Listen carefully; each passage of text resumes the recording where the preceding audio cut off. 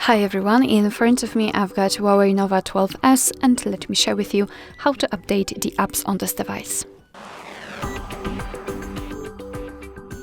So first of all, make sure that you've got the internet connection because it is required, and then we can enter App Gallery. So let's tap on it.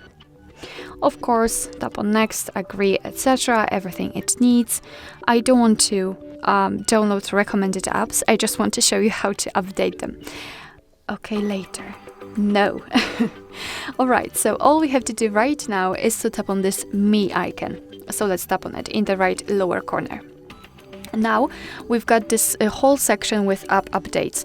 Of course, you can update only those which are highlighted here, but I highly recommend to simply tap on this section, and then we can enter the full list.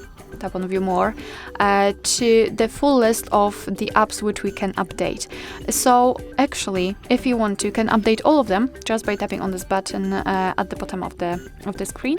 However, you do not have to. You can update, for example, only one of those apps or two of them. It's up to you just by tapping on Update. Alright, so that will be all. Thank you so much for watching. I hope that this video was helpful, and if it was, please hit the subscribe button and leave the thumbs up.